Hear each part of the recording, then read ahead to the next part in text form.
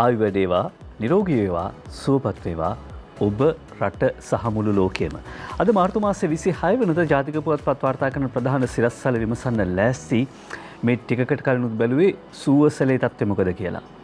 සූවස් ඇල නිර්මාණය වීම ලෝකය කෙටි කරන්න, ලෝකයේ දුර අඩු කරන්න හේතු වුණා. ලෝකයේ ප්‍රවාහන පද්ධතියේ වෙනසකට, ආර්ථික සංවර්ධනයකට සූවස් ඇල කැණීම හේතු වුණා. දැන් සූවස් ඇලේ නෞකාවක් හිර වෙලා තියෙන මේ දවස්වල ඔබ දන්නවා ඊයේ දවසේදී ජාත්‍යන්තර මාධ්‍ය වාර්තා කළා මේ කාරණාව. චීනයේ ඉඳලා යුරෝපය දක්වා ගමන් කරමින් තිබිච්ච නෞකාවක් තමයි මීටර 400ක් විතර විශාල දිග නෞකාවක් දුවිලි කුණාටුවකට හසු වෙලා තමයි මේ සුවස් ඇලේ බැම්ම ආවරණය වෙන විදිහට අවහිර වෙන විදිහට බැමි දෙකේ බැදිලා නතර වෙලා තියෙන්නේ. ඒ හරහා නෞකා ගමනාගමනයට ඉඩක් නැහැ දැන්. තවදුරටත් උත්සාහ කරමින් සිටිනවා කණ්ඩායම් මේ නැව යථා පරිදි ඒ කියන්නේ මාර්ගගත කරන්න, නැව් මාර්ගගත කරන්න. මොකද මේ නැව හුළඟට ගිහිල්ලා අවසානයේදී මේ ඒ ගැටි දෙකේ වැදිලා රැඳිලා නතර වෙලා තියෙනවා. එහා මෙහා කරගන්න විදියක් නැහැ. දැන් විසඳුම් බවට පත් වෙලා තියෙන්නේ මේ එක බැම්මක පුළුල් කැපුමක් කරලා නැවත මාර්ගගත කිරීම. තව දවසකට දෙකකට වඩා වැඩි කාලයක් යයි කියලා තමයි ජාත්‍යන්තර මාධ්‍ය වාර්තා කරන්නේ. එහෙම වුණොත් ලෝකේ සප්ලයි චේන් එකට, වර්ල්ඩ් සප්ලයි චේන් එකට, එහෙම නැත්නම් සැපයුම් ජාලයට දැඩි බලපෑමක් වෙන්න පුළුවන්. ඉන්ධනවලට, ආහාරවලට සහ නිෂ්පාදනවලට දැඩි බලපෑමක් එල්ල වෙන්න පුළුවන්. බලන්න අර පොඩි කාලේ අපි සෙල්ලම් කරනවානේ අර කාඩ් එකින් තියලා කෙලවර එකක් වැට්ටුවම කොහොම පේලියට රටාවකට වැටිලා යන හැටි ලෝකයේ එහෙම තැනක් බවට පත් වෙලා තියෙනවා. සූවස් ඇලේ හරහා නැවක් හිරුණාට පස්සේ ඒක සමහරවිට ලංකාව එහෙම නැත්නම් අපි නොහිතන ඈත පරිදියේ තියෙන රටක වුණත් ආහාර මිලට ඉන්ධන වලට බලපෑමක් වෙන්න පුළුවන්. COVID-19ත් එහෙමයි. COVID-19 කොහොමද ලෝකයට බලපාන්නේ කියලා අපිට ජාත්‍යන්තර වාර්තා අනුව උපුටා දක්වන්න පුළුවන්. එතකොට අද උදේ වෙද්දී ලෝක සෞඛ්‍ය සංවිධානයේ දත්ත වාර්තා කර සිටිනවා 12,60,33,380 දෙනෙක් කොවිඩ් ආසාදිතව සිටිනවා. 12,60,33,380 දෙනෙක්. මියගිය සංඛ්‍යාව 27,66,298යි. 27,66,298යි. වෙනද මං ලෝක තත්ත්වයට උපුටා දැක්වන්නේ දැන් ලෝක තත්ත්වය මං ලෝක තත්ත්වය වගේම ලංකාවේ තත්ත්වයත් උපුටා දැක්වන්නේ. ලංකාවේ තත්ත්වය උපුටා දැක්ුවේ සෞඛ්‍ය ප්‍රවර්ධන කාර්යාංශයේ වෙබ් අඩවිය හරහා. සෞඛ්‍ය ප්‍රවර්ධන කාර්යාංශයේ වෙබ් අඩවිය අදටත් යාවත්කාලන වෙලා නැහැ. මොකද 23 වෙනිදා හවස 2:03න් පස්සේ යාවත්කාලන වෙලා නැහැ. ඒ නිසා ඒ ඉලක්කම් කියන්න අමාරුයිනේ. මේ අතර ජාත්‍යන්තර මාධ්‍ය වාර්තා කරනවා සමහර පුවත්, ඒවා ආස්වාදනීය පුවත් කියලා කියන්නත් පුළුවන්, අරුම පුවත් කියන්නත් පුළුවන්. මොකද ලෝක ආර්ථිකයට, ලෝක සංචාරක කර්මාන්තයට වගේම ලෝක ආගමික සංස්ථාවටත් COVID-19 බලපා තිබෙන බව ජාත්‍යන්තර මාධ්‍ය වාර්තා කරනවා. මොකද වතිකානයේ කාදිනල්වරුන්ගේ වැටුප 10%කින් අඩු කරන්න පාප් වහන්සේ තීරණය කළ තිබෙනවා කියලා ජාත්‍යන්තර මාධ්‍ය වාර්තා කළා. වතිකානයට සංචාරකයන්ගේ පැමිණීම අඩු වෙලා, කෞතුකාගාරය වහන්න සිද්ධ වෙලා, වියදම් ඉහළ ගිහිල්ලා තියෙනවා. ඒ නිසා සාමාන්‍යයෙන් $5,900 වතිකානයේ සිටින කාදිනල්වරුන්ට වැටුප වශයෙන් ලැබෙනලු. ඒක 10%කින් අඩු කරන්න පාප් වහන්සේ තීරණය කළ කියලා ජාත්‍යන්තර මාධ්‍ය වාර්තා කළා. ජාතික පුවත් වාර්තා කරන ප්‍රධාන සිරත් ස්ථල මොනවද කියලා විමසන්න සූදානම්. එන්න අපි බලමු මොනවද ප්‍රධාන සිරත් ස්ථල කියලා.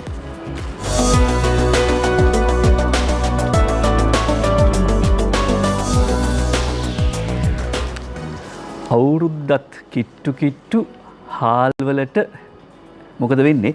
කැකුළු 93ට නාඩු 94 දෙන්න සතොස විතරක් නෙවෙයි, කීල්ස්, කාගිල්ස්, ලාෆ්ස්, ආක්පිකෝ එකඟ වෙයි කියලා අද මව්බිම් පුවත්පත ප්‍රධාන සිරස්තලය හැටියට වාර්තා කරනවා. මේ සියල්ල වෙළඳනාම බවට පත් වුණා වුණත්, මේ සියල්ල වෙළඳනාම වුණත් ජාතික කරුණක් නිසා මව්බිම් පුවත්පත සඳහන් කරනවා සතොස සහ සමුපකාරීත් ඇතුළත් අප්‍රේල් 1 වෙනිදා සිට මාස 3ක් ශාකා ජාල 4000කින් කැකුළු 93ට දෙන්න, නාඩු 94 දෙන්න, කීල්ස්, කාගිල්ස්, ලාෆ්, ආෆිකෝ එකඟ වෙයි කියලා වාර්තා කර සිටින්නේ අද මව්බිම් පුවත්පත. මේ එකඟතාවට පැමිණ තිබෙන්නේ අමාත්‍ය මහින්ද අමරවීර මහත්මයා සමග කරපු සාකච්ඡාවකදී කියලායි වාර්තා කර සිටින්නේ මව්බිම් පුවත්පත. එතකොට දැන් සහල් 93ට නාඩු 93ට එහෙම ලැබෙනවා කියලා කියනවා. කැකුළු 93යි නාඩු 97යි සියලුම සුපිරි වෙළඳසල් එකඟ වෙලා තියෙනවා.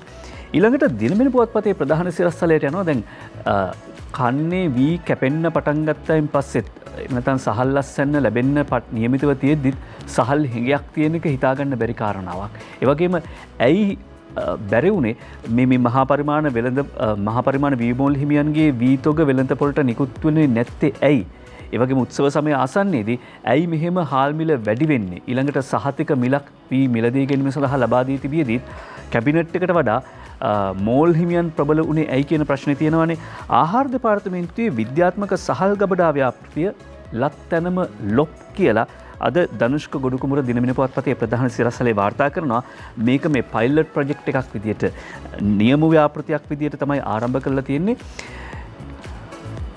ආහාර දෙපාර්තමේන්තුවේ තියෙන ගබඩා 120න් 6ක් විද්‍යාත්මක සහල් ගබඩා විදියට සංවර්ධනය කරලා තිබෙනවා. මේ ගබඩා 6 හදන්න කෝටි 29ක් ගිහිල්ලා හැබැයි මේ නියම ව්‍යාපෘතියේදී වී දැම්ම ඇරෙන්න ආයේ කවදාවත් වී දැම්මේ නැහැ කියලා තමයි දිනමින පුවත්පත වාර්තා කර සිටින්නේ. වසර 7කින් සහල් සංචිත තබාගෙන නැහැ. 2010 දී තවත් ගබඩා 5කටත් අනුමැතිය දීලා හැබැයි 120න් 6ක් හදනවා නියම ව්‍යාපෘතියක් විදියට කෝටි ගාණක් වියදම් කළා. කෝටි 29ක් වියදම් කළා. හැබැයි ඒකේ සහල් තුක පවත්වාගෙන ගිහිල්ලා නැහැ. සහල් තුක පවත්වාගෙන ගියා නම් මිල ඉහළ යන වෙලාවකදී ඒවා නිකුත් කරන්න තිබුණ වෙළඳ පොළට අරුණ පුවත්පතේ ප්‍රධාන සිරස්තලයට යනවා. අජිත් අලහකෝන් තමයි අරුණ පුවත්පතේ ප්‍රධාන සිරස්තලේ වාර්තා කරන පහුගිය කාලෙත් තවදුරටත් කතා වෙච්ච කාරණාවක් තමයි විදේශ ශ්‍රමිකයන් රටවිරුවන් ශ්‍රී ලංකාවට ගෙන්ව ගැනීමේ ක්‍රමවේදය ඇයි ඔවුන්ගෙන් මුදල් අය කරන්න කියලා විදේශ ශ්‍රමිකයන් නොමිලේ නිරෝධානයට හෝටල් 10ක් තෝරාගෙන ඇති බව අජිත් අලහකෝන් වාර්තා කරනවා. කොවිඩ් මර්ධන කාර්යසාධක බලකායේ අනුමැතිය යටත්ව මේ සෞඛ්‍ය නීති රීතිවලට අනුව විදේශ සේවා නියුක්ති කාර්යාංශය තමයි මේ හෝටල් තෝරාගෙන තිබෙන්නේ. ඒ අනුව අරුණ පුවත්පත සඳහන් කරනවා විදේශගතව සිට පැමිණෙන ශ්‍රී ලාංකික ශ්‍රමිකයන් සඳහා මේ හෝටල් 10 නිකුත් කර තිබෙනවා. මේ හෝටල් 10 වෙන් කරනවා. මේ හෝටල් 10 එකවරකට 571 දෙනෙකුට නිරෝධායන පහසුකම් සැපිය හැකි. හෝටල් ගාස්තු ආහාරපාන සහ සෙසු සියලු පහසුකම් සම්පාදනය කරන්නේ විදේශ සේවා නියුක්ති කාර්යාංශය. මේ නිරෝධායන පහසුකම් සැපීම සඳහා ශ්‍රී ලංකා විදේශ සේවා නියුක්ති කාර්යාංශය සතියකට රුපියල් 1,80,00,000ක් වැය කරන බවත් අමාත්‍යාංශය සහ විදේශ සේවා නියුක්ති කාර්යාංශයේ වාර්තා උපුටා දක්වමින් අද අරුණ පුවත්පතට අජිත් අලහකෝන් ගෙනෙන මේ වාර්තාව සනාථ කර සිටිනවා. 1,80,00,000ක් වියදම් කළා රට රැකියා කරන ශ්‍රී ලාංකිකයන් නැවත ලංකාවට ගෙන්වා ගැනීමේදී හෝටල් පහසුකම් හෝටල් 10ක නොමිල ලබා දෙනවා ආහාර පාන ඇතුළු සියලු වෛද්‍ය පහසුකම් සහිතව. අපි ඊට පස්සේ සූදානම් දිවයින පුවත්පතේ ප්‍රධාන සිරස්තලයට යන්න. රට පුරා කුඩු බෙදූ හිටපු බුද්ධි සමාජිකයා අත්අඩංගුවට කියලා මේ වාර්තාව හේමන්ත රන්දුනුයි ගෙනෙන්නේ දිවයින පුවත්පතේ ප්‍රධාන සිරස්තලයේ හැටියට බන්ධනාගාරගතව සිටින නේවිරුවන් නැමැති මද්ද්‍රව්‍ය ජාවාරම්කරුට අයත් රුපියල් කෝටි ගණනක් වටිනා හෙරෝයින් තුග රට පුරා බෙදා හරිමින් මහ පරිමාණ මද්ද්‍රව්‍ය ජාවාරමේ නිරත බව කියන නාවික හමුදාවේ හිටපු බුද්ධ්‍යංශ සමාජිකයෙකු වන නේවි කසුන් නැමැත්තා පෑලියගොඩ කොට්ටාස අපරාධේකකය මගින් 24 වෙනිදා පෙරේදා අත්අඩංගුවට ගෙන ඇති බව තමයි හේමන්ත රන්දුනු ප්‍රධාන සිරස්තලයේ හැටියට වාර්තා කරන්නේ ඒ දිවයින පුවත්පතේ. ඊට පස්සේ අපි යනවා ලංකාදීප පුවත්පතට. ලංකාදීප සහ අරුණ පුවත්පත් දෙකේම ප්‍රධාන සිරස්තලය වන්නේ එකම පුවත. බැඳුම් කර දෙවෙනි නඩුව රවි ඇතුළු 7කට චෝදනා බාර දී තිබෙනවා. ඇඟිලි සලකුණු ගන්නත් නියෝග කියලා මනෝප්‍රිය ගුණසේකර වාර්තා කරනවා ලංකාදීප පුවත්පතට. ඒ පුවතම අද පුවත්පත වාර්තා කරන්නේ මේ ආකාරයට. අද පුවත්පතට මේ ප්‍රධාන සිරස්තලේ වාර්තා කරන්නේ අද දවසේදී බුද්ධිමාල් රුබේරු. බුද්ධිමාල්ගේ වාර්තාව අනුව බැඳුම් කරන යුතුයේදී රජයට කෝටි 1500ක් පාඩු කළ බවට චෝදනා පත්‍ර බහර දෙයි. රවි ඇතුළු 7 දෙනාගේ අප ඉල්ලීම ගැන නියෝගය අද තමයි තීරණය වෙන්නේ අප දෙනවද නැද්ද කියන කාරණාව. ඒ තමයි ජාතික පුවත්පත් සිංහල මාධ්‍යයෙන් පළවෙනි ජාතික පුවත්පත් සියල්ලෙහි පුවත් සිරස්තල. ප්‍රධාන සිරස්තල වලින් පස්සේ අපි සූදානම් අරුණ පුවත්පතට අවධානය යොමු කරන්න. අරුණ පුවත්පතට අවධානය යොමු කරන්න හේතුව තමයි ඉන්දියාව ඇස්ට්‍රාසෙනිකා එන්නත අපනයනය කිරීම. එහෙම නැත්නම් විදේශ රටවලට දීම නවත්වා තිබෙනවා. හේතුව තමයි ඉන්දියාව තුල විශාල වශයෙන් කොවිඩ් ආසාදිතයන් වාර්තා වෙන පටන් ගැනීමත් එක්ක ඉන්දියානු රජය තීරණය කළ තියෙන අවුරුදු 45ට වැඩි හැම පුද්ගලයෙක්ටම ඇස්ට්‍රාසෙනිකා එන්නත ලබා දෙන. ඒ නිසා ඒ රටේ අවශ්‍යතාව සඳහා නිෂ්පාදනය කරන එන්නත් තබා ගනිමින් මේ වෙනකොට මිලියන 60ක් විතර ඔවුන් අපනයනය කළා තියෙනවා. ඉදිරියේදී අපනයනය සඳහා සීමා පනවන්න තවදුරටත් විදේශ රටවලට ලබා නොදෙන්නට තීරණය කර තිබෙනවා. එරට වැසියන්ට ප්‍රමුඛත්වය දෙන්න ඉන්දියාව ඇස්ට්‍රාසෙනිකා අපනයනය නවත්වයි කියලා අද අරුණ පුවත්පත වාර්තා කරනවා. හැබැයි මේකේ ලංකාවේ එන්නත් කරන වැඩපිළිවෙලට එන බලපෑම මොකක්ද කියලානේ දැන් ඉන්දියාව ඇස්ට්‍රාසෙනිකා අපනයනයේ නවත්වනවත් එක්කම අපේ එන්නත් කරන වැඩපිළිවෙලට එන බලපෑම මොකක්ද කියන එකනේ අපේ ප්‍රශ්නේ වෙන්නේ. අර ප්‍රවෘත්තිවලදී කියනවා මේ ප්‍රොක්සිමිටි කියන කාරණාව එහෙම නැත්නම් සමීප භවනේ ප්‍රවෘත්තක් තෝරා ගැනීමේදී සෑහෙන වැදගත් වෙන්නේ. වරණි පෙරමුණු සහ නිර්මාණී තිලකසිරි වාර්තා කරනවා අරුණ පුවත්පතට අපනයනය අත්හෙළුවත් ඉන්දියාවෙන් එන්නත් ලක්ෂ 5ක් ලැබෙනවා කියලා රාජ්‍ය අමාත්‍ය මහාචාර්ය චන්න ජයසූරිය මහත්මයා අරුණ පුවත්පතට සඳහන් කොට තිබෙනවා. ඒ අනුව අමාත්‍යවරයා ඊයේ පැවති මාධ්‍ය හමුවකදී සඳහන් කරනවා මෙරටින් මුල්ම එන්නත ලබාගත් පුද්ගලයන්ට එන්නත දෙවෙනි මාත්‍රාව ලබා දීමට නියමිතව තිබෙන්නේ අප්‍රේල් මාසයේ 11 වෙනිදායින් පස්සේ. දැන් ඉන්දියාවේ ඇස්ට්‍රාසෙනිකා එන්නත් අපනයනය නතර කළා වුණත් තහනම් නෙවෙයි නතර කළා වුණත් ලංකාවට නිල නොවන මට්ටමින් තවත් එන්නත් මිලියන 5ක් ලබා දීමට එකඟ වී මිලියන 5ක් නෙවෙයි ලක්ෂ 5ක් එන්නත් ලබා දීමට එකඟ වී තිබෙනවා. ඒ නිසා අපේ පළවෙනි මාත්‍රාව ලබා දීපු උදවියට දෙවන මාත්‍රාව ලබා දෙන්න නියමිතව තිබෙන්නේ අප්‍රේල් මාසයේ 11 වෙනිදායින් පස්සේ. ඒ වෙනකොට මේ එන්නත් තොගයත් ලැබෙවි. ඒ වගේම දැන් මේ එන්නත් ලැබීමේ මඳ ප්‍රමාණයක් සිදු වුණා වුණත් එන්නත් කරන වැඩපිළිවෙලට ඒකෙන් බලපෑමක් වෙන්නේ නැහැ කියලා අමාත්‍ය මහාචාර්ය චන්න ජයසූරිය මහත්මයා සඳහන් කරනවා. මොකද මෙතෙක් ගෙන්නපු එන්නත් වලින් එන්නත් ලක්ෂ 4ක් මේ මාසයේ අවසන් වන තෙක් දක්වා ඉතිරිව පවතිනවලු. මෙතෙක් ගෙන්නපු එන්නත් වලින් ලක්ෂ 4ක විතර ප්‍රමාණයක් ඉතිරිව පවතින නිසා එන්නත් ගෙන්වීමේ යම් ප්‍රමාදයක් සිදු වුණා වුණත් එන්නත් ලබා ගැනීමේ යම් ප්‍රමාදයක් සිදු වුණත් ඒක එන්නත් කරන වැඩපිළිවෙලට බාධාවක් නෙවෙයි කියලා සඳහන් කර සිටින්නේ. ඒ අතර අද පුවත්පතේ විදෙස් පුවත් තීරේ දැක්වපු කාරණාවක් තිබුණා. ඒ තමයි දැන් පහුගිය දවස්වල යුරෝපා රටවල් කිහිපයක් ඇස්ට්‍රාසෙනිකා එන්නත භාවිත කිරීම වැළැක්වුවා. ඒ කියන්නේ රුධිර කැටිගැසීමක් සිද්ධ වෙනවා කියලා මත පළවීමත් එක්ක දැන් තහවුරු වෙලා තියෙනවා එහෙම ගැටලුවක් නැහැ. ඕනම එන්නතක යම් සුළු අතුරු ආබාධ තියෙන්නට පුළුවන්. හැබැයි එන්නතේ සාර්ථකත්වය 76ක් බව තහවුරු වෙලා තිබෙනවා. ඇස්ට්‍රාසෙනිකා එන්නතේ සාර්ථකත්වය 76ක් බව විශේෂයෙන්ම ලතින් ඇමරිකානු රටවල් ආශ්‍රයෙන් කරපු සමීක්ෂණයකදී තහවුරු වෙලා තිබෙනවා. ඇස්ට්‍රාසෙනිකා එන්නතේ සාර්ථකත්වය 76යි කියලා. එතකොට දිවයින පුවත්පතට අවධානය යොමු කරනවා මේ 76ක් සාර්ථකත්වය පෙන්වන ඇස්ට්‍රාසෙනිකා එන්නත තමයි දැන් ශ්‍රී ලංකාවේදී මේ වන විට එන්නත් කරන වැඩපිළිවෙල සඳහා යොදාගෙන ඉන්නේ. එන්නත් කරන වැඩපිළිවෙලේ ඊළඟ අදියර ආරම්භ වීම පිළිබඳව අද දිවයින පුවත්පත වාර්තාවක් ගෙනෙනවා. එන්නත් කරන වැඩපිළිවෙලේ දෙවන අදියර ආරම්භ වෙන්නේ අප්‍රේල් 10 වෙනිදායින් පස්සේ කියලා දිවයින පුවත්පතට උපාලි දෙසේරෙන් වාර්තාවක් ගෙනෙනවා. දෙවන එන්නත ලබා දීම නැත්නම් එන්නතේ දෙවෙනි මාත්‍රාව ලබා දීම අප්‍රේල් 10 වෙනිදායින් පස්සේ සිදු වන බවයි දිවයින පුවත්පතත් තහවුරු කර සිටින්නේ. ඊට පස්සේ අපි සූදානම් තවත් පුවතකට අවධානය යොමු කරන්න. ඒ තමයි මේ ද මෝනින් පුවත්පතේ අවධානය යොමු කරපු කාරණාවක්. ද මෝනින් පුවත්පතට යනවා vaccines to be manufactured in Sri Lanka කියලා. එන්නත් පිළිබඳව සඳහන් කරද්දී මේ හරීන්ද්‍ර දේවශ්‍රී වාර්තා කරන්නේ මෝනින් පුවත්පතට මේ අනුව අනුරාධපුර ඖෂධ උද්‍යානයේ එන්නත් නිෂ්පාදනය කිරීමේ කම්හලක් ආරම්භ කරනවා. මේ කොවිඩ් එන්නත් පිළිබඳව නෙවෙයි මේ කතාව වෙන්නේ. එන්නත් නිෂ්පාදනය කිරීමේ කම්හලකුත් ආරම්භ වෙනවා. ඉදිරි මාස 36 තුල මේ එන්නත් නිෂ්පාදනය කිරීමේ කම්හල සදා නිම කරන්නට අවසන් කරන්න බලාපොරොත්තු වෙනවා කියලා අමාත්‍ය මහාචාර්ය චන්න ජයසූරිය මහත්මයා ප්‍රකාශ කරනවා. අනුරාධපුරයේදී ඉදි කරන්නේ ඖෂධ ගම්මානේ. ඊට පස්සේ ආරම්භ කරනවා මේ ඖෂධ කර්මාන්ත ශාලාව එහෙම නැත්නම් එන්නත් නිෂ්පාදනාගාරය ආරම්භ කරනවා. වැඩ කටයුතු සංවර්ධන කටයුතු ඉදිකිරීම් කටයුතු අප්‍රේල් මාසේ රුපියල් බිලියන 30ක දේශීය ආයෝජන මේ සඳහා ඉදිරිපත්ව තිබෙන බව.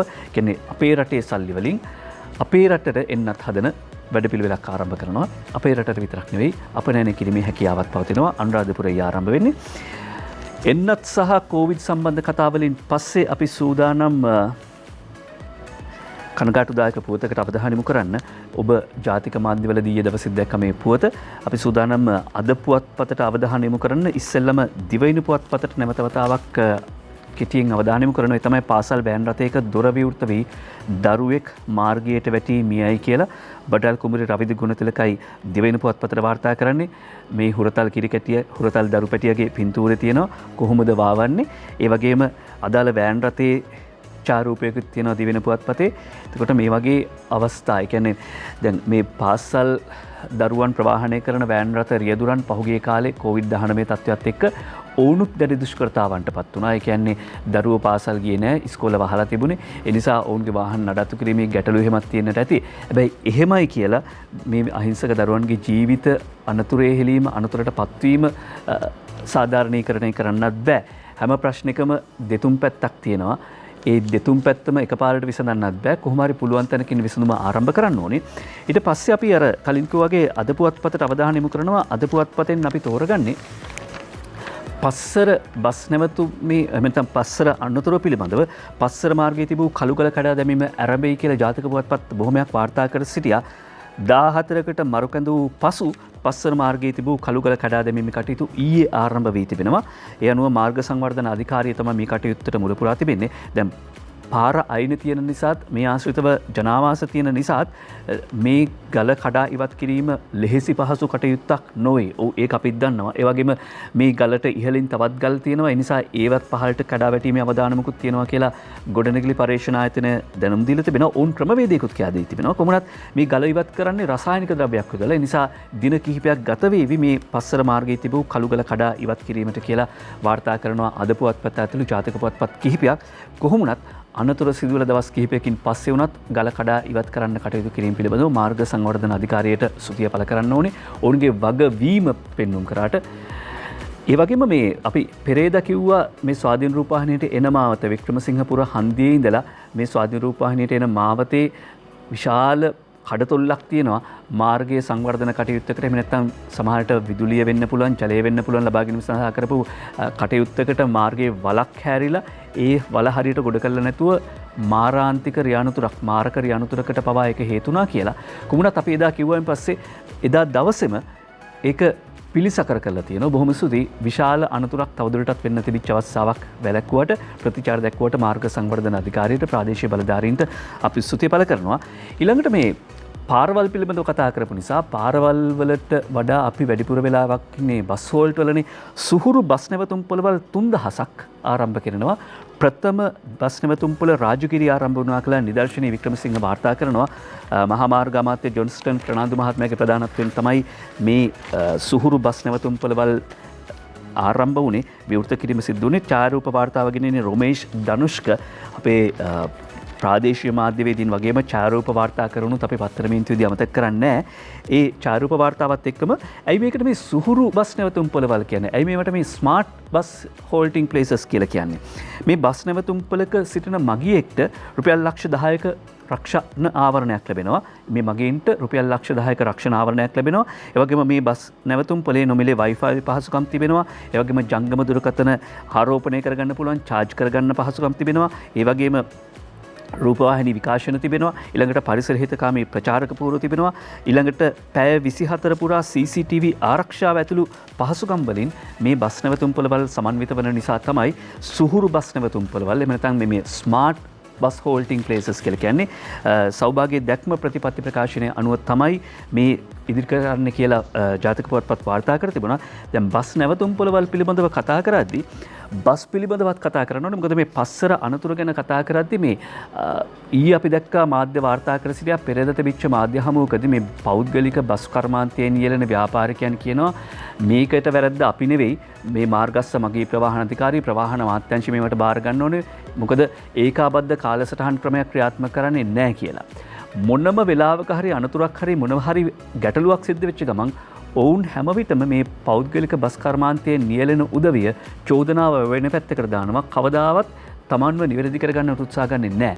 අනිකුත් කර්මාන්ත සියල්ල අපි දන්නවා පොල් කඩන මිනිස්සයා පවා ඔහු කාලයත් එක්ක ගැලපෙන විදිහට වෙනස් වෙලා තියෙනවා, සංවරශීලී වෙලා තියෙනවා.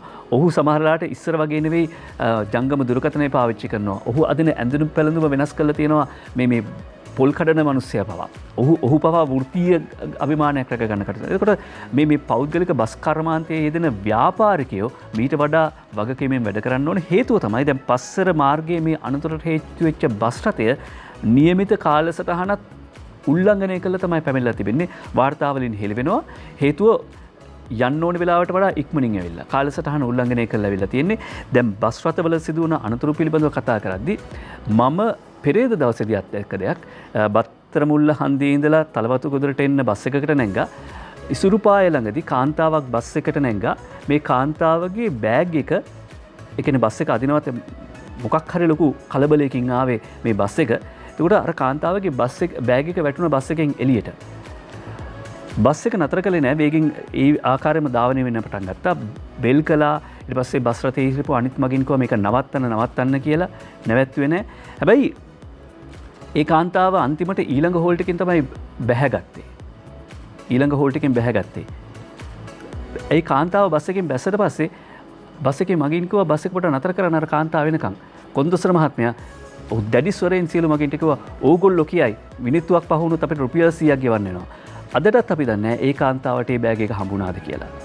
එතකොට දැන් මාර්ගස්ස මත්ගී ප්‍රවාහන අධිකාරියට දැන් මේ කොන්දොස්තර මහත්තයා මේක කියලා තේරුම් කළ වැඩක් නැහැ නේ. බස් එක එන්න පටන් ගත්තා. ඒ කාන්තාව බස් නැවතුම් පොලේ නතර වුණ සමහරට අය යන්නේ නැති. ඇයට ඒ බෑග් එක හම්බුණාද නැද්ද කියලා දන්නේ මගී කාන්තාවකගේ මගියෙකුගේ අයිතිවාසිකම් උල්ලංඝනය කිරීමක් සිද්ධ වුණේ. ඒ නිසා ඒ වෙලාවේ ඊට පස්සේ මම කෝල් එකක් ගත්තා මේ ජංගම දුරකථනයෙන් ඇමතුමක් ගත්ත මාර්ගස්ස මගේ ප්‍රවාහන අධිකාරියට. හැබැයි දෙපාරක් විතර රින් වෙද්දි ෆෝන් එක ආන්සර් කළා මේ කතා කරන භාෂාවෙන් මේක කියන්නේ ඉංග්‍රීසි වචන භාවිත කළා කියලා මොනවත් හිතන්න එපා. දෙසරක් රින් වෙද්දි ගත්තා. අරගෙන ඒකට අපි ස්තුති කරන්න ඕනේ. දෙසරක් රින් වෙද්දි ගත්තා. සමාලාවට එන්ගේජ් වෙන තැන රින් වෙනවා ගන්න නැහනේ. කිව්වා ඔව් හරි අපි මේ පැමිණිල්ල ලියා ගන්නම් කියලා. මම ඇහුවා දැන් මේ පැමිණිල්ල විභාග කරන බව කොහොමද අපි දැනගන්නේ? අපි සර්ට කියන්නම් කිව්වා. හැබැයි අද තව වෙනතුරුත් ඇමතුමක් ලැබුණේ නැහැ. ඒ කියන්නේ විභාග කරාද නැද්ද කියලා දන්නේ නැහැ. ඒ නිසා ඕන්නම් මේ බස් රථයේ ඡායාරූපයකුත් ලබා ගත්තා.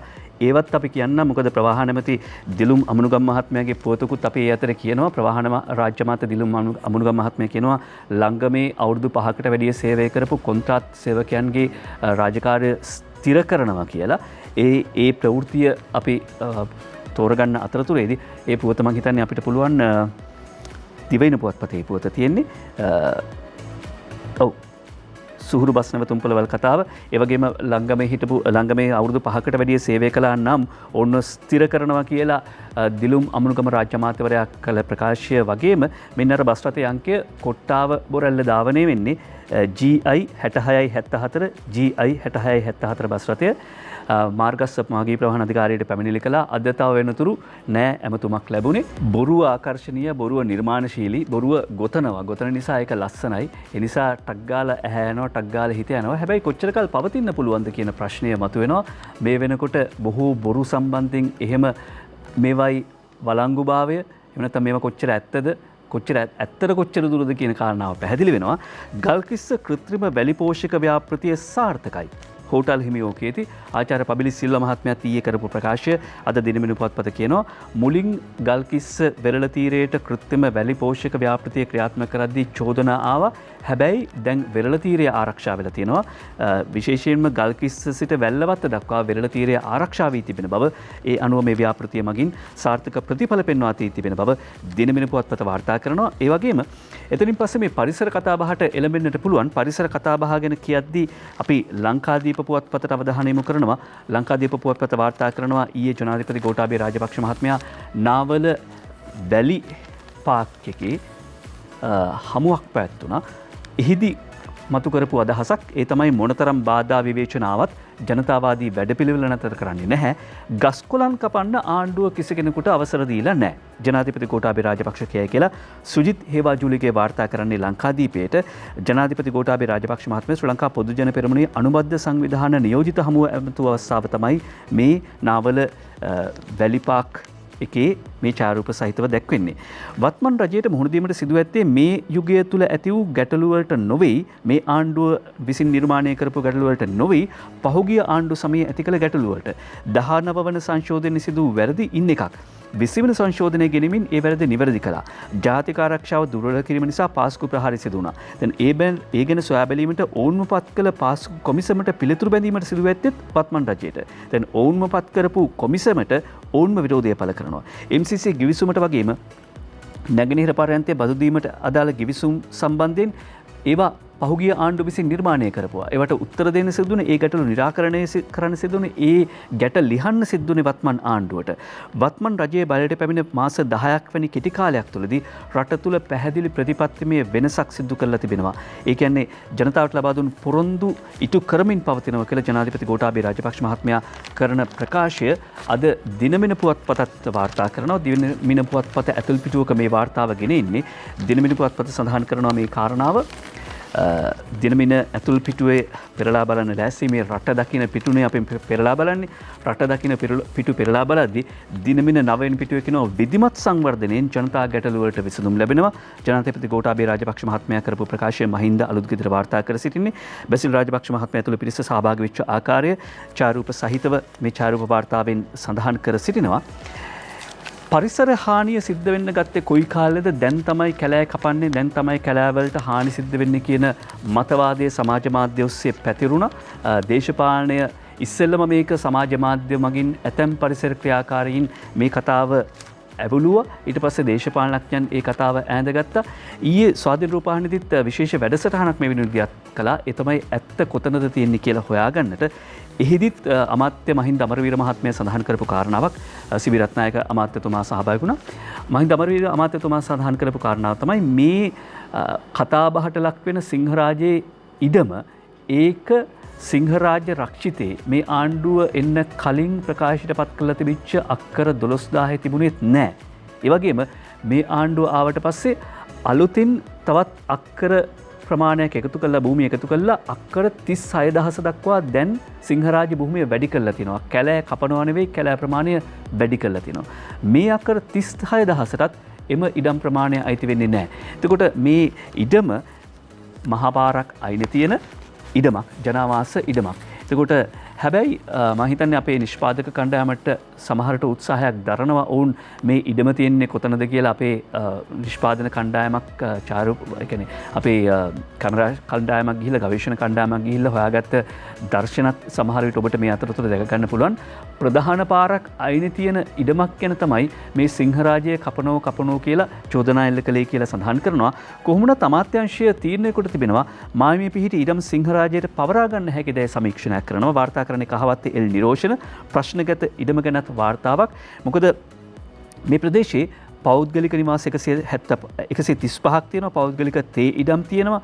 ඒ නිසා මේ ලෝක උරුම සිංහරාජ වනාන්තරයට ආසන්නේ. හැබැයි අපි කියන්නේ අර බෆර් සෝන් එකේ එහෙම නැත්නම් ආරක්ෂිත කලාපයටත් මෙපිටින් තමයි මේ ප්‍රශ්නගත ඉඩම ප්‍රශ්න මතු කරපු ඉඩම තියෙන්නේ.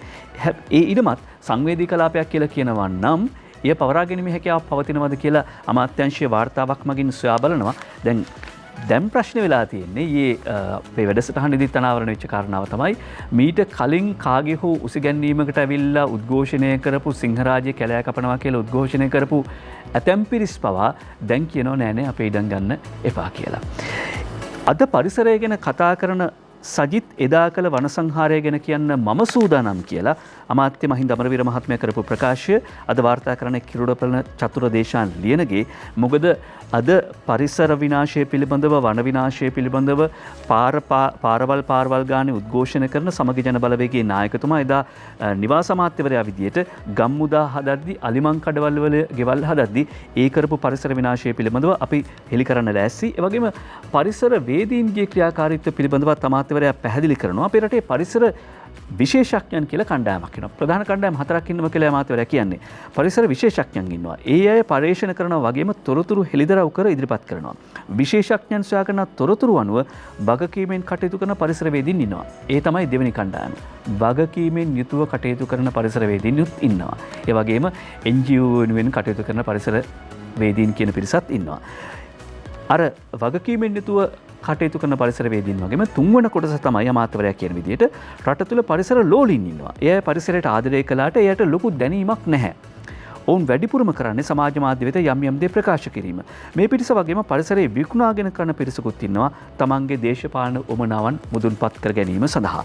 එහෙම පිරිස් වර්ග 4ක් ඉන්නවා කියලා අමාත්‍ය මහින්ද අමරවීර මහත්මයා කරන ප්‍රකාශය මව්බිම් පුවත්පතෙන් තෝරගනිද්දී මව්බිම් පුවත්පතේ තව වාර්තාවකට පුවත් වාර්තාවකට යොමු වෙනවා. ඒ තමයි සමගි ජනබලවේගයේ පැවැත් විරෝධතාව පිළිබඳව නිර්මාණී ගුණරත්න වාර්තා කරනවා මවබිම් පුවත්පතට.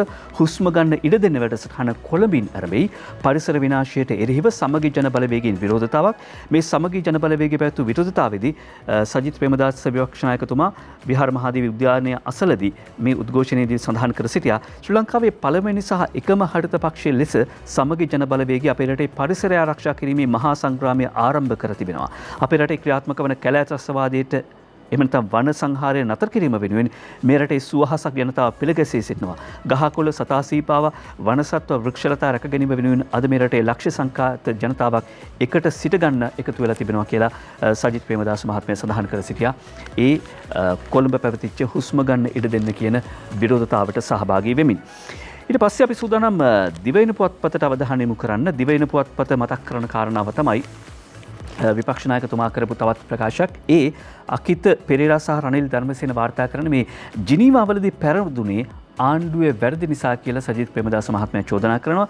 ජිනීවා මානව හිමිකම් කෞන්සිලයේදී ශ්‍රී ලංකාවට එරෙහිව එල්ල කරපු චෝදනාවලින් ශ්‍රී ලංකාව පරාජයටපත් උනේ වත්මන් රජයේ වැරදි සහ අසම්පූර්ණ විදේශ ප්‍රතිපත්තිය නිසා බව සමගි ජන බලවේගයේ නායක විපක්ෂ නායක සජිත් ප්‍රේමදාස මහත්මයා සඳහන් කර සිටියා. ශ්‍රී ලංකාවට මෙතෙක් සහාය දැක්වූ රටවල් පවා මෙවර නිහඬ වී ඇති බව තමයි ඔහු සඳහන් කර සිටියේ. කොහොමවත් දිවෙන පුවත්පත ප්‍රකාශ කරනවා අකිත පෙරේරා සහ රනිල් ධර්මසේනගේ වාර්තාවක්. ඒ තමයි විදේශ මාත්‍ය දිනේෂ් ගුණවර්ධන මහත්මයාගේ ඊයේ පාර්ලිමේන්තුවේදී කළ ප්‍රකාශය යුද්ධෙන් අසාධාරණ වුණා නම් පැමිණිලි කරන්න කොමිසමක් කියලා වාර්තා කරනවා. ඒ අනුව යුද්ධයෙන් මෙරට පැවතිච්ච යුද්ධය සමයේදී කිසිවෙකුට අසාධාරණයක් හෝ වරදක් සිදු වී ඇතනම් ඒ සියලු දෙනාට පැමිණිලි කරන්න සාධාරණ අවස්ථාවක් උදා කිරීම සඳහා කොමිසමක් පත් කරන බව සඳහන් කරනවා. දිවයින පුවත්පතයි මේ වාර්තාව ගෙනෙන්නේ. ජාතික පුවත්පත් කිහිපයක මේ වාර්තාව තිබුණා.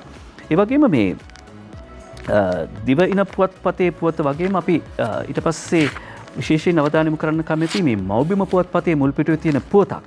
මව්බිම පුවත්පතේ තියෙන පුවතක් තමයි අපිට බැන වැඩි බන කියන බ්‍රිතාන්‍ය සෙබළුන් යුද අපරාධවලින් බේරගන්න පනතක් සම්මත කරගනී. බ්‍රිතාන්‍ය ආණ්ඩුව ජනතාවට මැතිවරණයේ දීපු පොරොන්දුවක් අනුව තමයි මේක කරන්නේ. ඒ අනුව ඔවුන් යුද අපරාධ සම්බන්ධයෙන් චෝදනා ලබා සිටින බ්‍රිතාන්‍ය හමුදා නිලධාරීන් සහ යුද විශේෂඥයන්ට එරෙහිව නඩු පැවරීමේ පනතක් නඩු පැවරීම බැලැක්වීමේ පනතක් එරට පහළ මන්ත්‍රී මණ්ඩලයේ 85ක විශාල වැඩි ඡන්ද සංඛ්‍යාවකින් සම්මත කරගෙන තිබෙනවා. මොකද මේකෙදී ඔවුන් අපේක්ෂා කරන විදේශ මෙහෙයුම් විශේෂ හමුදා සමාජිකයන් සහ යුද විශේෂඥයන්ගේ පනත් කෙටුම්පත කියලායි හැඳින්වෙන්නේ.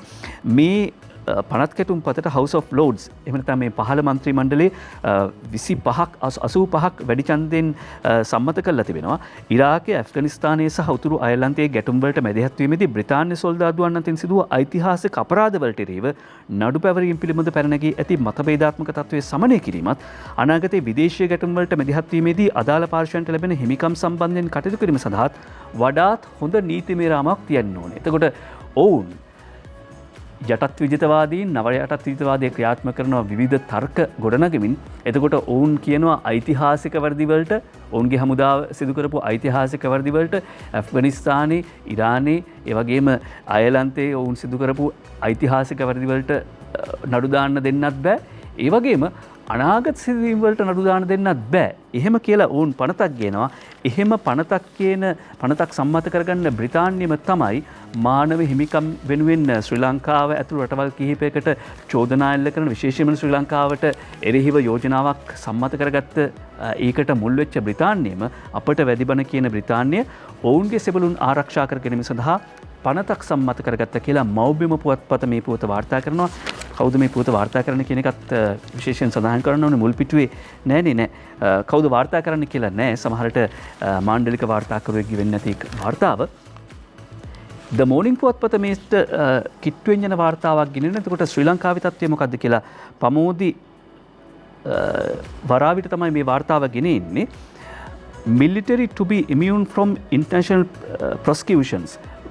ඒ කියන්නේ ජාත්‍යන්තර චෝදනාවලදී චෝදිතයන් බවට පත්වීම සඳහා තියෙන ඉඩකඩ ශ්‍රී ලංකාවේ රණවිරුවන් ශ්‍රී ලංකාවේ හමුදා නිලධාරීන්ට ජාත්‍යන්තර චෝදනාවලදී මුක්තිය හිමි වෙන ඉමියුන් එක හිමි වෙන මුක්තිය හිමි වෙන යාන්ත්‍රණයක් සකස් කරන බව සඳහන් කරන්නේ විශේෂයෙන්ම මේ මේ කාරණාව සඳහන් කරන්නේ මේ අද ද මෝර්නිං පුවත්පත් සඳහන් කරන බුද්ධික වික්‍රමාදාර සඳහන් කරන අපේ බුද්ධික ගිනම තමයි සඳහන් කරන්නේ. මොකද අමාත්‍ය මහාචාර්ය ජී.එල්. පීරිස් මහත්මයා කරපු ප්‍රකාශයක් උපුටා දක්වමින් තමයි බුද්ධික ශ්‍රී ලංකා පොදු ජන පෙරමුණේ ප්‍රවෘත්ති සාකච්ඡාවකදී මේ කාරණාව සඳහන් කරන්නේ. ශ්‍රී ලංකාවේ හමුදා නිලධාරීන් ජාත්‍යන්තර චෝදනාවලින් ගලවා ගැනීම සඳහා යාන්ත්‍රණයක් සකස් කරන බවට අමාත්‍ය මහාචාර්ය ජී.එල්. පීරිස් මහත්මයා කර තිබෙන ප්‍රකාශයයි ද මෝර්නිං පුවත්පත උපුටා දක්වන්නේ. මේ මෝර්නිං පුවත්පතේ මේ පුවත උපුටා ගත්තට බුද්ධිකගේ ප්‍රකාශයක් කියන එක දැන් තමයි දැක්කේ. හැබැයි ඒකෙන් කිසිම අව탁සිරුවක් කරන්න මොකද මහාචාර්ය ජී.එල්. පීරිස් මහත්මයාගේ ප්‍රකාශයක් තමයි බුද්ධික තහවුරු කරන්නේ. ඊට පස්සේ අපි යනවා මව්බිම් පුවත්පත වාර්තා කරන තවත් කාරණා කිහිපයකට.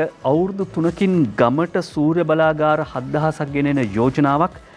ඒක යෝජනාවක් නෙවෙයි ඩලස්ගෙන් පොරොන්දුවක් කියලයි උපතිස්ස පෙරේරා මව්බිම් පුවත්පතට ගෙනෙන වාර්තාව සඳහන් කර සිටින්නේ. ඔබට ඇහෙනව ඇති මේ පත්තරේ පිටු පෙරළන සද්දේ. පිටු පෙරළන සද්දය ඇහෙන්න එපා නේද? කොහොමුණත් අවුරුදු 3කින් මේ විදියට මේ වසර 3ක් ඇතුළත ඉදිකිරීම් නිම කරලා ජාතික විදුලි බල පද්ධතියට මෙගාවොට් 700ක ධාරිතාවකින් යුතු විදුලි බලයක් එකතු කරන්නට මේ ගමට බලාගාරයක් කියන ව්‍යාපෘතිය මගින් කටයුතු කරනවා කියලා සඳහන් කරන අමාත්‍ය ඩලස් සලහපිරු මහත්මයා. සෞභාග්‍ය දැක්ම ප්‍රතිපත්ති ප්‍රකාශනය අනුව ක්‍රියාත්මක කරන ගමට බලාගාරයක් කියන සංකල්පය මගින් දේශීය ව්‍යවසායකයන් 7000ක් වගේම නව රැකියා අවස්ථා රාශියක් බිහිවීම වගේ විශේෂ අවස්ථා කිහිපයක් මේකෙන් දියත් වෙනවා කියලායි සඳහන් කර සිටින්නේ. ඉලක්කය තියෙන්නේ 2030 වන විට පුනර්ජනනීය බලශක්ති දායකත්වයේ 70% දක්වා වැඩි කිරීමේ ජනාධිපති ගෝඨාභය රාජපක්ෂ මහත්මයාගේ සංකල්පය ක්‍රියාත්මක කිරීම කියලායි සඳහන් කර සිටින ඩලස් ලහපිරු මහත්මයා. කීර්ති මෙන්ඩිස් කැලණියේ සිට සහ කුසුම්මේ හැන්නදී කොළඹ සිට වාර්තා කරනවා තවත් කාරණාවක්. මෙන්න මෙතෙන්දී තමයි අපිට අහුවෙන්නේ මේ වසර 5කට වැඩි ලංගම කොන්ත්‍රාත් සේවකයන් සිර කරනවා කියලා දිලුම් අමුණුගම රාජ්‍ය මාත්‍යවරයා කරන ප්‍රකාශය පුවත ගැන අපි කලින් කිව්වා. ඒ වගේම මේ කීර්ති මෙන්ඩිස්ගේ වාර්තාව අපි ගෙනෙනවා මව්බිම් පුවත්පතෙන්. තමන්ගෙම සල්ලි තමන්ම කොල්ල කාගත් කළමනාකරු අතේ මාට්ටු කියලා. තවත් බොරුවක් අතේ පත්තු.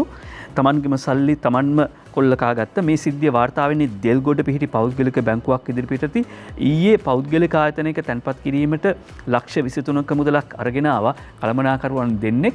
එතකොට මේ සල්ලි බැංකුවට දාන්නෙද්දි බැංකුවට මීටර 100ක් විතර තියෙද්දි කොල්ලකරුවන් දෙන්නෙක් ඇවිල්ලා මේ සල්ලි පැහැරගෙන ගියා කියලා තමයි පැමිණිලි කරලා තිබුණේ. කොහොමුණත් මේ සම්බන්ධයෙන් මේ සිද්ධිය සැලොවෙච්ච කැලණිය කොට්ටාස භාර ජ්‍යෙෂ්ඨ පොලිස් අධිකාරී රොහාන් ඩයස් මහත්මයා වහාම මීගහවත්ත පොලිසියට පැමිණ සිද්ධියට භාජන වූ කළමනාකරුගෙන් දීර්ඝලෙස ප්‍රශ්න කරනවා. මේ ජ්‍යෙෂ්ඨ පොලිස් අධිකාරී රොහාන් ඩයස් මහත්මයා මෙතෙන්ට ඇවිල්ලා තියෙන්නේ CCTV දර්ශන නරඹලා CCTV දර්ශන ලැබුවෙන් පස්සේ සැකකටයුතු සිද්ධියක් දැක ගන්න තිබෙනවා. ඒ නිසා මේ ප්‍රශ්න කිරීමවලදී කියලා තිනවා මම ඔක්කොම බලලා ආවේ මම කතාව දන්නවා විස්තර කරන්න කියලා මුලින් ඇත්ත කියලා නෑ. හැබැයි උපක්‍රමිකව ප්‍රශ්න කිරීමවලදී විනාඩි 20ක් විතර යද්දී මේ කළමනාකරුවෝ කියලා තිනවා තමන්ගේම ප්ලෑන් එකක් තමයි තමන්ගේම ඥාතීන් දෙන්නෙක් ඇවිල්ලා තමයි මේ සල්ලි ටික පැහැරගෙන ගියේ කියලා.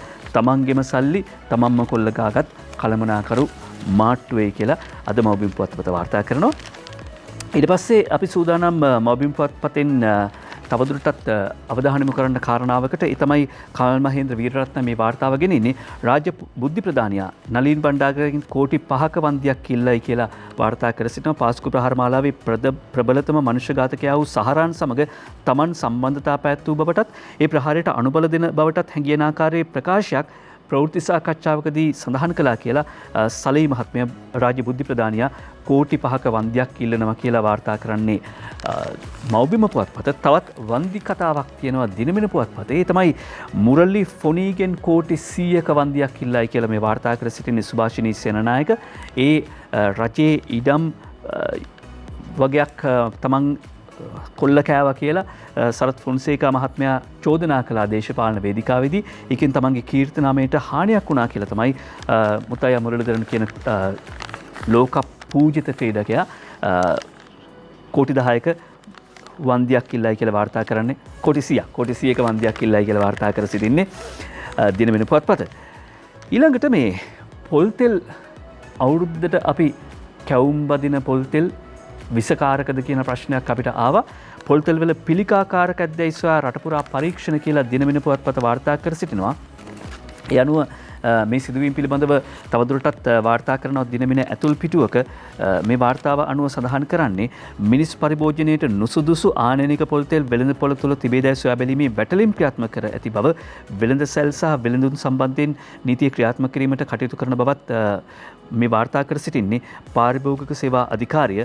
ඒ අනුව ආන්දෝලනාත්මක පිළිකාකාරක අඩංගු බවට පැවසෙන ආනයනික පිරිපහතු නොකළ පොල් තෙල් මෙට්‍රික් ටොන් 8000ක් වෙළඳ පොළ වෙත මුදා හැරීමට කටයුතු කර තිබෙන බවට තොරතුරු ලැබී තිබෙනවා. දැන් මේක ඊයේ මාධ්‍ය සාකච්ඡාවකුත් පැවැත්වුණා. ඒ වගේම රේගු අධ්‍යක්ෂ ජෙනරාල්වරයා කියන්නේ මේවා වෙළඳ පොළට නෙවෙයි ගියේ අදාළ ගැනුම්කරුවන්ගේ අදාළ ගෙන්නුම්කරුවන්ගේ ගුදම් වලට කියලා. ඒ වගේම රාජ්‍ය අමාත්‍ය අරුන්දික ප්‍රනාන්දු මහත්මයා තහවුරු කර සිටියා නෑ මේවා වෙළඳ පොළට අවිල්ලා නෑ කියලා. හැබැයි එමෙතුමා ප්‍රකාශය කළා විතරක් මදි. පොල් සංවර්ධන මණ්ඩලයට අයිති පරීක්ෂණ ආයතන තියෙනවා. ඒවයිනුත් පරීක්ෂා කරලා බලලා ඇත්ත නැත්ත දැනගන්න එක වටිනවා. එහෙම නැත්නම් අවුරුද්දට කැවුම් බදින්නත් බය හිතෙනවා. ඒකට හාල් නම් අඩු කරලා දෙනවා කියලා කියනවා සුපිරි වෙළඳ සැල් වලින්. හාල් අඩු කරලා දුන්නත් කිරිබත් කන්න කැවුම් බදින්නත් එපයි. අපි ඊළඟට අවධානය යොමු කරනවා දිනමින පුවත්පත ගෙනෙන වාර්තාවක් කතරගම පූජා භූමියේ සංවර්ධන ව්‍යාපෘති 19ක් අගමැති උපදෙසින් සංවර්ධනය කිරීමට කඩිනමින් සංවර්ධනය කිරීමට පියවරගෙන තිබෙන බව සුභාෂිනී සේනානායක වාර්තා කර සිටින්නේ අද දිනමින පුවත්පතට. යනුව කතරගම පූජා භූමියේ සංවර්ධන ව්‍යාපෘති 19ක් අගමැති මහින්ද රාජපක්ෂ මහත්මයාගේ උපදෙස් පරිදි සංවර්ධනය කරන බව නාගරික සංවර්ධන අධිකාරිය සඳහන් කර තිබෙනවා. ඒ පිටුවේම තවදුරටත් දිනමින පුවත්පත වාර්තාවක් ගෙනන අමාත්‍ය කෙහෙලි රඹුකැල්ල මහත්මයා කරන ප්‍රකාශයක් මැතිවරණ කල් දැමීම ගැන චෝදනා කිසිවක් අපේ ආණ්ඩුවට නෑ කියලා. විශේෂයෙන්ම පළාත් සභා මැතිවරණයේ සහ 13 වන සංශෝධනය ව්‍යවස්ථාවේ කොටසක්.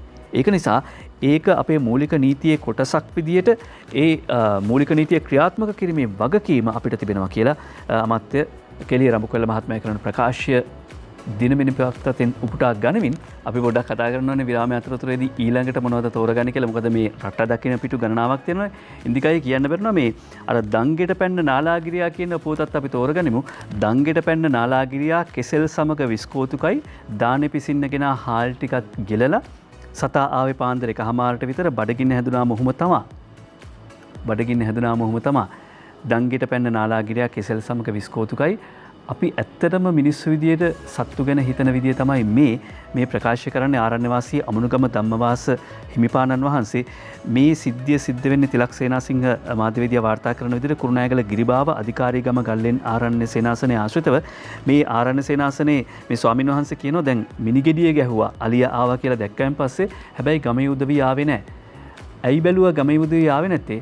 ගමට එදා අලි 30ක් විතර ඇවිල්ලා. ඉතින් මේ ස්වාමීන් වහන්සේ කියනවා පස්සේ තමයි දැනගත්තේ ඒ වෙලේ ගමට වල්ලලි 30ක් විතර ගම් වැදිලා හිටියා කියලා. ඉතින් මිනිස්සු කොහේ එන්නද? ඒ නිසා වයිඹ පළාතේ වන අලින්ගෙන් 60%ක් දිවිගවන්නේ වනජීවී රක්ෂිත වලින් එපිටලු. ඒ නිසා මේ වයිඹ පළාතේ වනාලි වාසභූමි තිරසාල ලෙස සංරක්ෂණය කිරීමේ වගකීම වනජීවී දෙපාර්තමේන්තුවට පැවරෙනවා. මොකද ගම සමග පිළිසඳර වැඩසටහනෙත් මීට සතියකට දෙකකට කලින් ජනාධිපතිතුමාගේ අවධානයට යොමු වෙච්ච කාරණාවක් මේක. කොහොම හරි මේ වයිඹ පළාතේ ගැටලුව විශේෂයෙන්ම අනුරාධපුර දිස්ත්‍රික්කයේ තමයි වන අලි ගැටලුවට දැඩිව බලපාන දිස්ත්‍රික්කයේ මේ ගැටලුවල කෙලවරක් තියෙන්න ඕනේ. අපි මව්බිම් පුවත්පතට අවධානය යොමු කරනවා ශ්‍රී ලංකා පිළ ගෞරවය බේරා ගනි පරාජය පමණක් නෙවෙයි අපි ජයග්‍රහණය සඳහා යන මාවත උනත් අගය කරන්න ඕනේ. ශ්‍රී ලංකා කොදෙව් පළමු ටෙස්ට් ක්‍රිකට් තරඟාවලියේදී ශ්‍රී ලංකා පිළ ගෞරවය බේරා ගනි. පැතුම් නිසංකට අපි සුබපතන පත්‍රමේන්තුවේ පළවෙනි තරඟයේදීම 103ක් ලකුණු ලබා ගත්තා. ඔහු ශ්‍රී ලංකා වාර්තාවක් තමයි ලැබුවේ.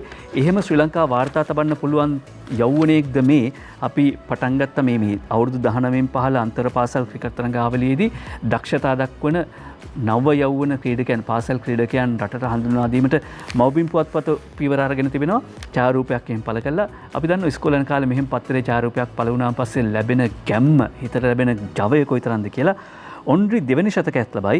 මේ අපි සුබපතන්නේ නුගේගොඩ ශාන්ත ජෝසප් විද්‍යාලයේ ඔන්රි පෙරේරා. ඔහු අවුරුදු 19න් පහළ අන්තර් පාසල් ක්‍රිකට් තරඟාවලියේදී දෙවන ශතකයත් ලබා තිබෙනවා. සුබ පැතුම් අර පැතුම් නිස්සංක වගේ ජයග්‍රාහක ක්‍රීඩකෙක් බවට පත්වේ. වාර්තා පොතේ නැවත නම් ලියන ක්‍රීඩකෙක් බවට පත්වේ. විචිත්‍ර වීරසිංහ කියනවා වාස් නැවත එයි කියලා මව්බිම් පුවත්පතට වාර්තා කරනවා. බටහිරින්දේ කොදෙව් සංචාරයට වේගපන්දු විශේෂඥ පුහුණු කර විදියට සහභාගී නොවෙච්ච චමින්ද වාස් නැවතවතාවක් ජාතික කණ්ඩායමේ වේගපන්දු පුහුණු කර විදියට එකඟ වුණා එන්න කියලා වාර්තා කරනවා මව්බිම් පුවත්පත ජාතික පුවත්පත් කිහිපයක මේ වාර්තාව තිබුණා.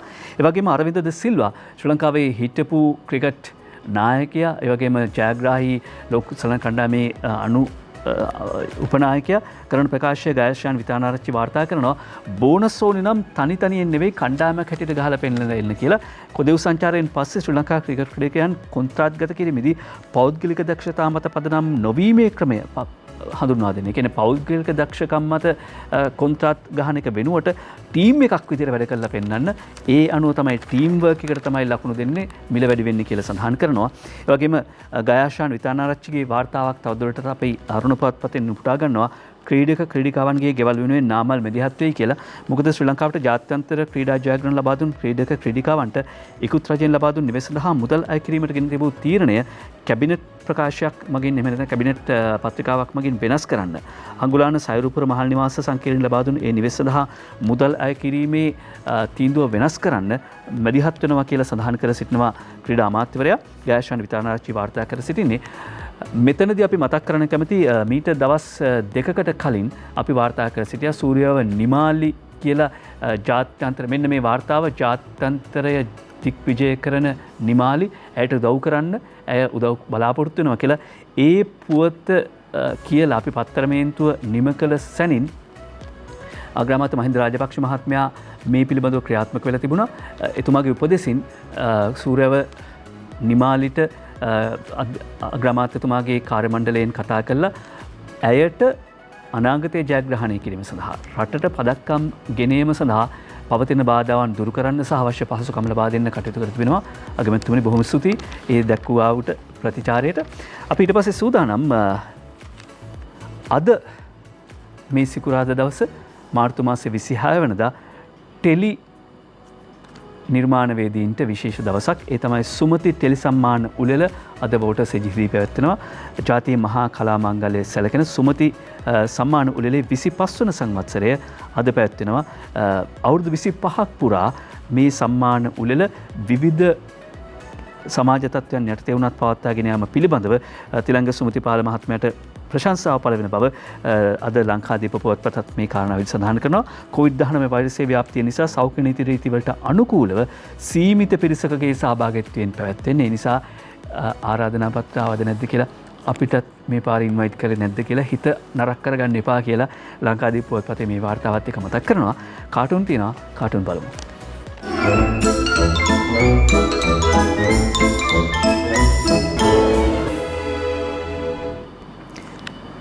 MD විරරත්න කියනවා ජිනීවා යෝජනාවලින් ශ්‍රී ලංකාව පරාජය වීම දෙමළ දේශපාලන පක්ෂ ලැබූ ජයග්‍රහණයක්ලු. මේක කිව්වම MD කියනවා දෙමළ විතරක් නෙවෙයි ඉතින්. දෙමළ විතරක් නෙවෙයි ඉතින්. මේකෙන් ජයග්‍රහණය ලැබූ කියලා MD මේ පොකට් කාටුනේ නිර්මාණය කරන්නේ මව්බිම් පුවත්පතට. අපි ඊළඟ කාටුනේට යමුද? ඒත් MD විරරත්න දිවෙන පුවත්පතට අඳින කාටුනයක්ම තමයි බන්දුලු ගුණවර්ධන ඇමතුමාට කළුකඩ මුදලාලි හම්බ වෙලා. හාල් නෑ පොල් තෙල් බලන්න ආවේ. දැන් ඇමතුමා හාල් බලන එක අත්හැරලා. කාඩ් සෙල්ලමක් දාස හපුලානට පේන විදියට කාඩ් සෙල්ලමක් තියෙන්නේ කවුරු අතරේද මෝදි අගමැතිතුමයි මහින්ද අගමැතිතුමයි අතරේ. දැන් ඔන්න මෝදි අගමැතිතුමා ජිනීවා ඡන්ද වෙලාවෙත් නිකන් මැද තැනක ඉඳලා වැට උඩ ඉඳලා ඡන්දෙ දෙන්නෙත් නැතුව නොදෙන්නෙත් නැතුව ඉඳලා දැම්ම කාඩ් එක. මොකද්ද මේ කාඩ් එක? 13 ජැටියේ කාඩ් එක ගැහුවා. බටහිර ජැටියෙන් ඒක කැපුවා. අගමැතිතුමා ලංකාව අගමැතිතුමා මොකද කළේ? අර නැගෙනහිර ජැටිය කියන කාඩ් එක මෝදි අගමැතිතුමා දැම්මයින් පස්සේ ඒ කොලේ කැපුවා අපේ බටහිර කොලේ ගහලා. දැන් 13 කියන කොලේ දාලා තියෙනවා. ඒ කොලේ කපන්නේ මොන කොලෙන්ද අගමැතිතුමා? අපේ අගමැතිතුමා දාස බලාගෙන ඉන්නවා. දාස බලාගෙන ඉන්නවා විතරක් නෙවෙයි අපිත් බලාගෙන ඉන්නවා. සුහාරිස්ට පේනවා විමල් වීරවංශ මැතිතුමා සුරුට්ටුවත් කටේ ගහගෙන යනවා. පිදෙල් කැස්ට්‍රෝ වැනිලා සුරුට්ටු බිව්වනේ. කුරුඳු සිගරට් බිව්වා කියලා කැස්ට්‍රෝ කෙනෙක් වෙන්න බෑ. දිනවෙන පුවත්පතට යනවා. කියලා වැඩක් නැහැ කාටුනේ තෝරගන්නේ අංජන ඉන්ද්‍රජිත්ගෙන්. මහින්දානන්ද කියනවා මේ රටේ වී මිල පාලනය කරන්නේ ව්‍යාපාරිකයන් 3 දෙනෙක්ලු.